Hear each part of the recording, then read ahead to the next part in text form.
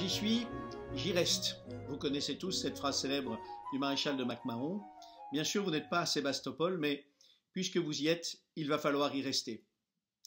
Et puisque vous allez y rester, je vous propose pour les jours à venir, peut-être pas demain, parce que demain nous aurons l'homélie dominicale, de pouvoir entrer dans une méditation qui nous aidera à demeurer là où nous sommes, celle de l'introduction à la vie dévote de saint François de Sales. Vous savez que c'est le best-seller du XVIIe siècle. Ça peut vous sembler très ancien, rassurez-vous, je ne le prendrai pas en français du XVIIe, ce serait incompréhensible pour nous aujourd'hui, mais je vous propose de méditer un certain nombre de points qu'il avait voulu aborder. Une de ces réflexions évoque la manière de vivre en société. Lorsque nous sommes ensemble, les uns sur les autres, il est nécessaire de trouver une juste place pour chacun, comme il est nécessaire de savoir quand est-ce qu'il est bon d'être ensemble et quelle part de solitude il faut pouvoir nous réserver. Saint François de Sales affirme que les deux extrêmes sont mauvais. À vouloir passer son temps les uns sur les autres en créant une vraie promiscuité, c'est comme une perversion qui serait tout aussi blâmable que de vouloir être seul dans son coin. Nous connaissons tous d'ailleurs ce fameux sens interdit qu'on trouve sur la porte de certains adolescents pour indiquer qu'ils ne veulent recevoir personne.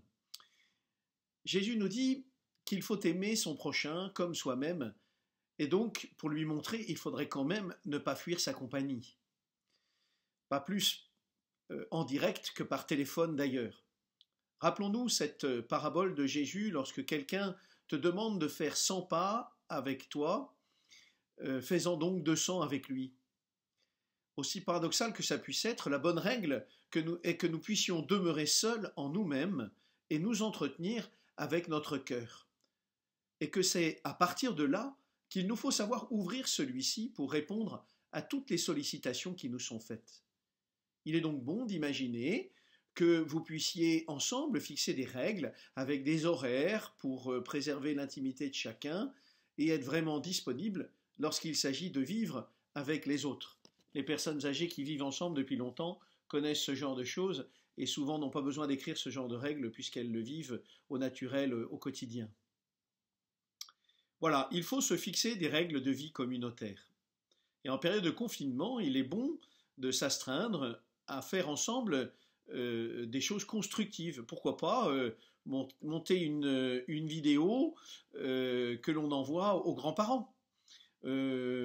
Un jeu de société, bien sûr, les repas communautaires, et donc préparer des tartes, des bons petits plats. Vous êtes autorisé, vous êtes en carême, c'est vrai, mais le confinement en lui-même crée déjà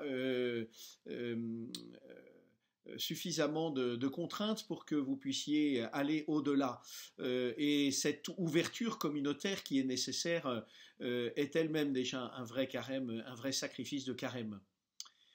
La prière commune, les échanges avec les autres, la manière dont ils peuvent vivre, penser ou ressentir les choses.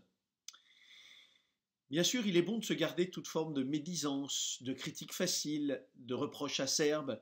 Quand les conversations tombent un peu, la tentation est facile de rire gras, des plaisanteries qui descendent en dessous de la ceinture.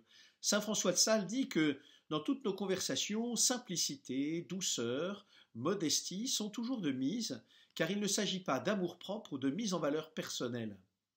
Saint Paul dit « Réjouissez-vous avec ceux qui sont dans la joie, et je vous le dis encore une fois, soyez toujours joyeux, mais en notre Seigneur, que votre modestie paraisse à tous les hommes. » Être modeste, cela veut dire se garder de tout propos péremptoire et cassant, et de ne chercher ni à humilier, ni à noircir, ou à piquer, ou à se moquer.